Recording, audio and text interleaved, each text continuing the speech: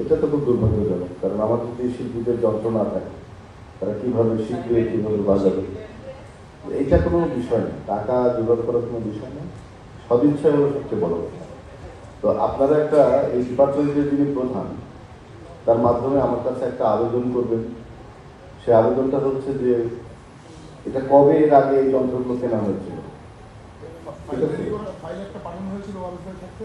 তো সেই ফাইলটা আমার কাছে আসুক, কবে কেনা হয়েছিল, কবে নষ্ট হয়েছে, ডিটেলসটা থাকতে হবে।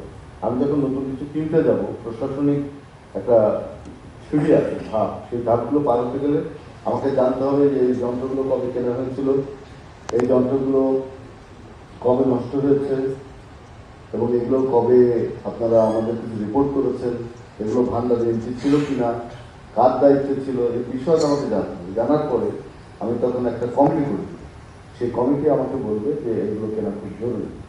যখন আমাকে বলবো আমি সাথে সাথে এটা কিনে দিই, টাকাটা আমার কোনো সমস্যা নেই। তো সেই কাজটা করতে হয়তো 10 থেকে 15 দিন সময়। প্রথমেই আমি আমাদের সম্মানে আপনারা যে অনুষ্ঠানের আয়োজন করেছেন ওই জন্য আমি ধন্যবাদ এবং কৃতজ্ঞতা জানাই।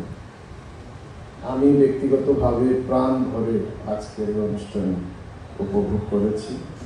প্রত্যেকটা পরিবেশনাই খুবই চমৎকার ছিল এবং মানসম্মত ছিল।